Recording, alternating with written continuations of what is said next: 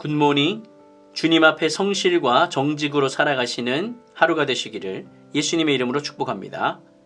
10월 5일 수요일 아침입니다. 오늘의 말씀은 사무엘하 11장 14절에서 27절까지입니다. 먼저 말씀을 읽겠습니다.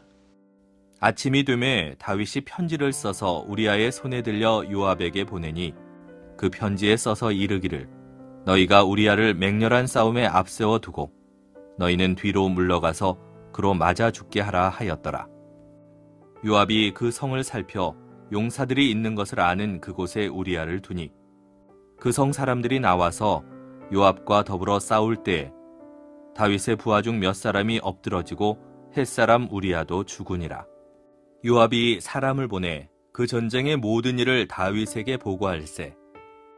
그 전령에게 명령하여 이르되 전쟁의 모든 일을 내가 왕께 보고하기를 마친 후에 혹시 왕이 노하여 네게 말씀하기를 너희가 어찌하여 성에 그처럼 가까이 가서 싸웠느냐?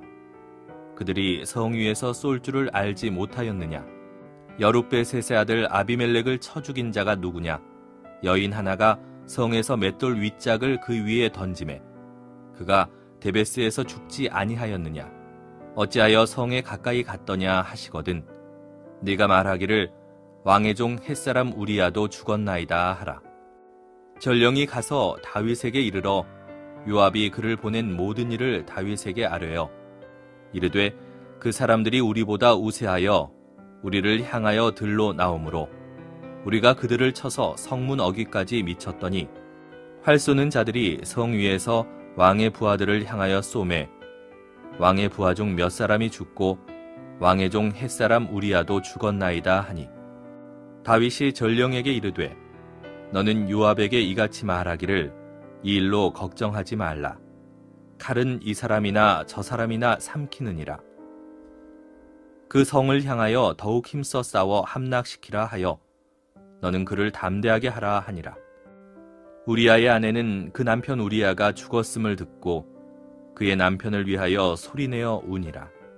그 장례를 마침에 다윗이 사람을 보내 그를 왕궁으로 데려오니 그가 그의 아내가 되어 그에게 아들을 낳으니라. 다윗이 행한 그 일이 여호와 보시기에 악하였더라. 예전에 유명했던 광고 카피 중에 이런 것이 있습니다. 순간의 선택이 평생을 좌우합니다. 다윗은 욕망에 눈이 멀어서 해서는 안 되는 일을 저지르게 됩니다.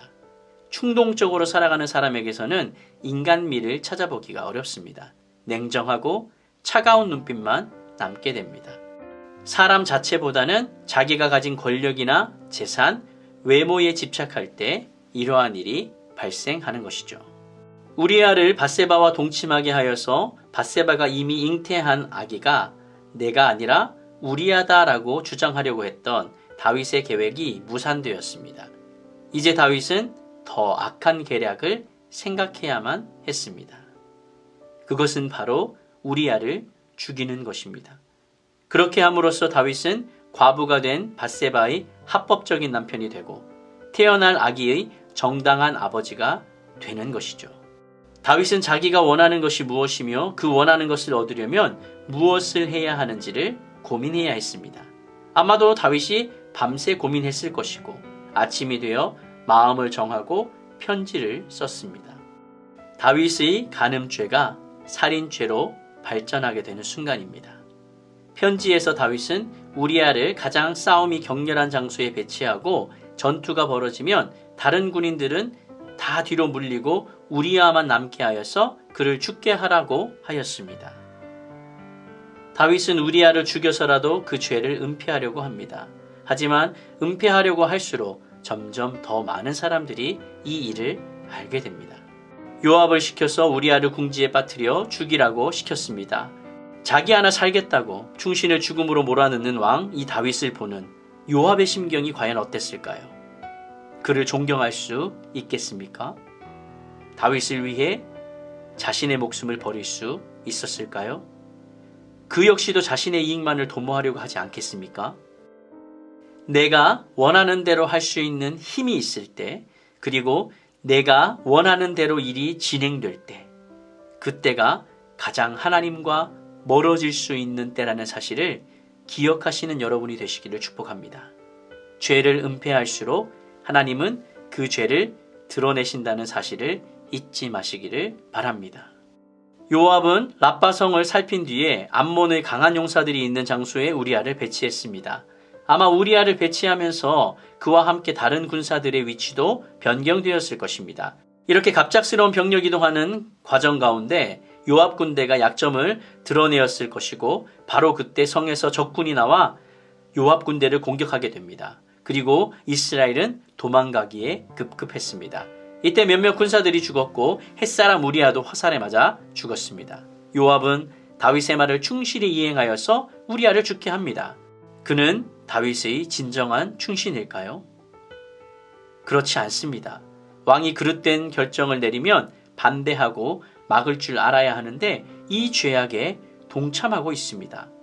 다윗의 진정한 충신은 권력 유지를 위해 악을 생산하고 은폐하는 데 동조하는 요압이 아니라 특권적이고 예외적인 혜택을 거부하고 주인을 위해 싸우다 전사한 우리아였습니다.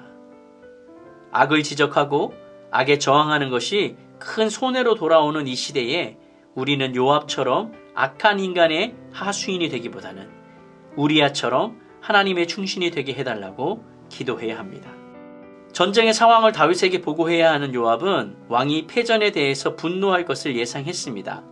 요압은 전령에게 전쟁의 패배를 보고한 이후에 왕이 분노하면 햇사람 우리아도 죽었다라고 그렇게 보고하라고 지시했습니다.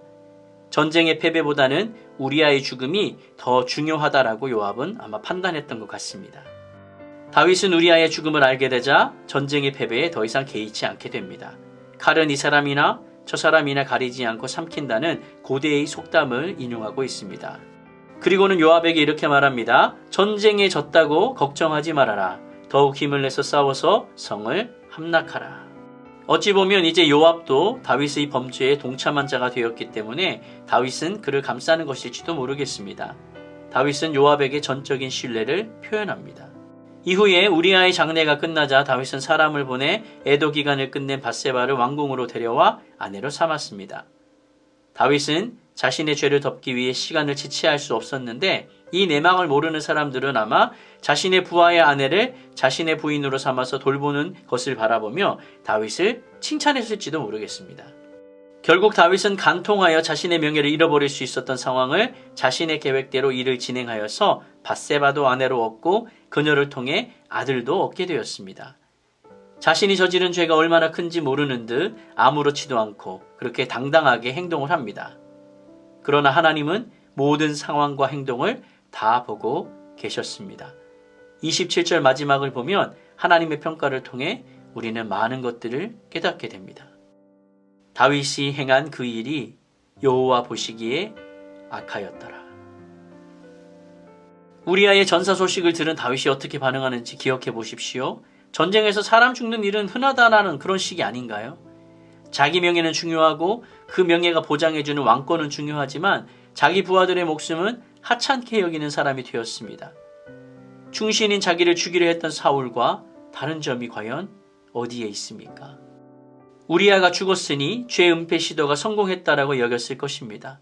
더군다나 밧세바를 아내로 삼았으니 모든 것을 다 얻은 듯 합니다.